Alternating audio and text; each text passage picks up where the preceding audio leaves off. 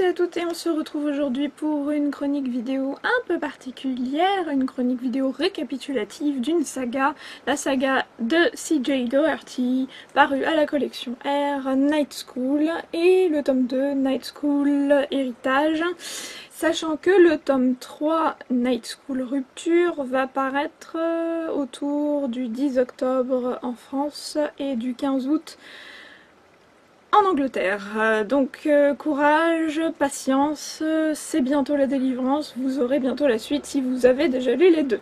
Maintenant, petit récapitulatif, puisque quand j'ai créé mon blog, j'ai fait mes chroniques sur ces deux ouvrages.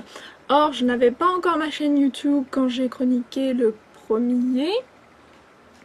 Donc je me suis dit que plutôt que de vous faire uniquement la chronique du deuxième, autant faire un récap de la série pour entretenir le suspense jusqu'à la révélation du tome 3 très bientôt.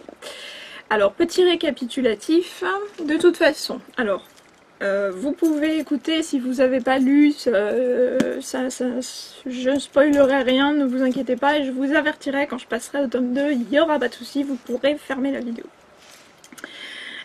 Au niveau du récapitulatif, donc l'histoire.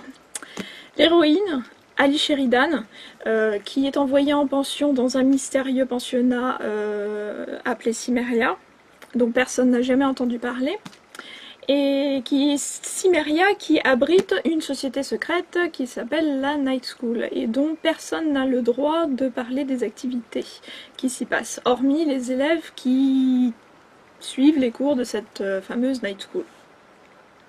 Donc plein de mystères entourent les activités de cette nocturne particulière, sachant que ce sont des professeurs qui tiennent les rênes de cette nocturne et que c'est inscrit dans le règlement. Ce n'est pas du tout une société parallèle, juste fondée et entretenue uniquement par des élèves.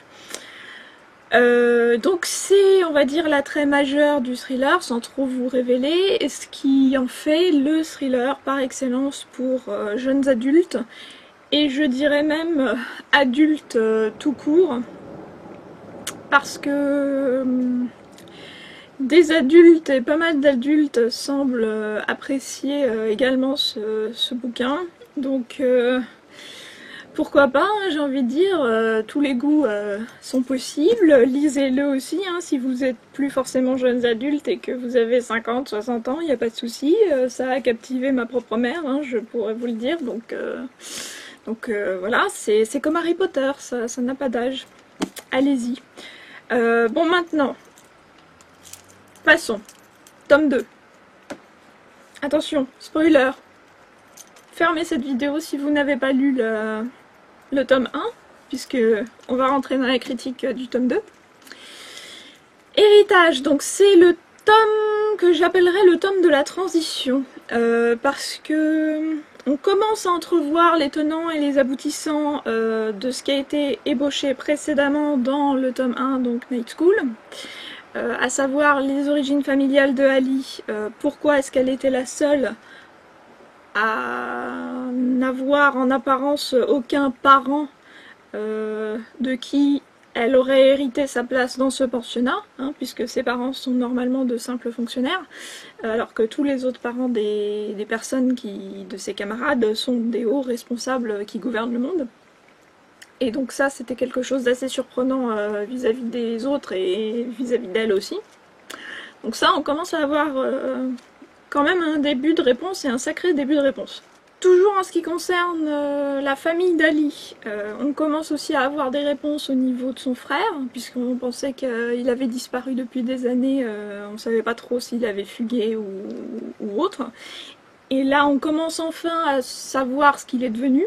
Ensuite, au niveau de Cimmeria, de l'académie elle-même, du pensionnat, on commence à avoir des ébauches de réponses quant à son implication réelle à grande échelle au niveau international, puisque comme je vous l'ai dit, les élèves qu'elle forme sont destinés finalement à gouverner le monde.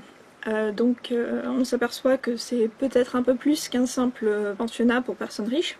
En quoi consiste la Night School, la nocturne? Qu'est-ce qui est réellement appris aux élèves de la Night School, puisque Ali intègre la Night School à l'intérieur du tome 2, donc elle est directement plongée à l'intérieur du bain.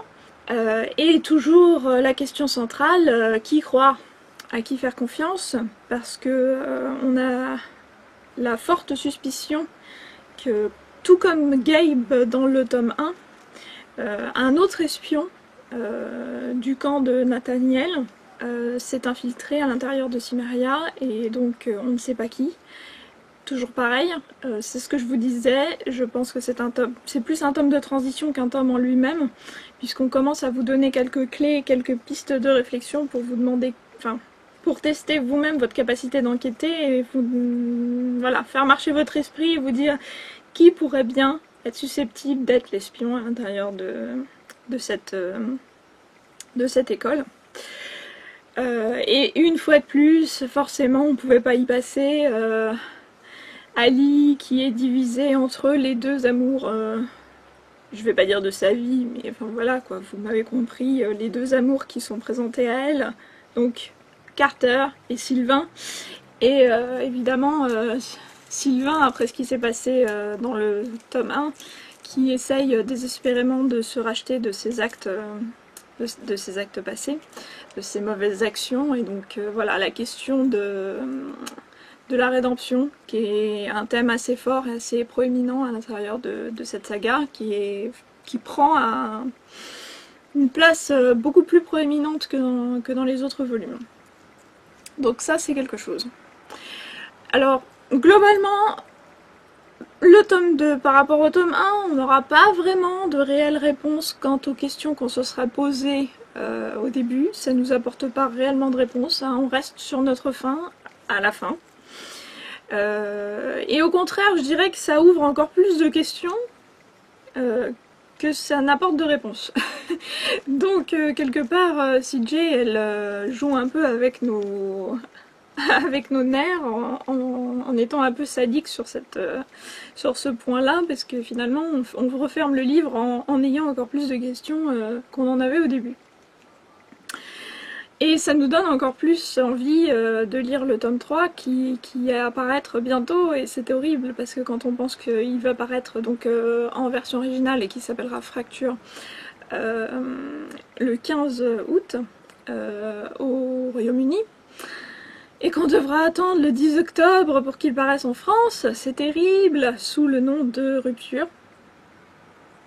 Donc voilà, il y a cette attente qui est palpable, et on a hâte qu'elle arrive.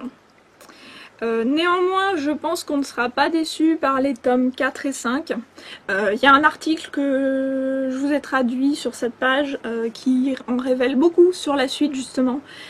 Du tome 4 et du tome 5, enfin on révèle beaucoup, vous inquiétez pas, vous n'allez pas vous faire spoiler, c'est-à-dire qu'on sait qu'il va y avoir des scènes assez hot, impliquant Ali et un personnage, on ne sait pas trop lequel, mais il va y avoir de l'action, il va y avoir de la romance, il va y avoir voilà, des sentiments, de la sensation, et ouf.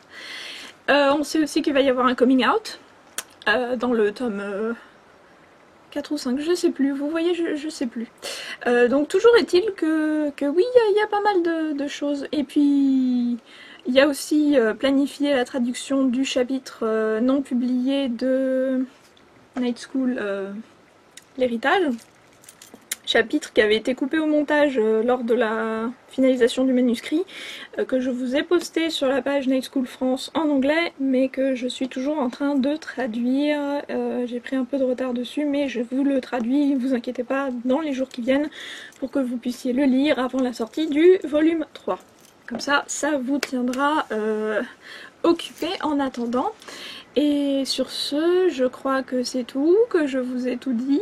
N'oubliez pas de vous abonner à toutes les pages. De toute façon, tout sera listé en dessous comme d'habitude. Et je vous dis à très bientôt pour une nouvelle chronique vidéo. Salut!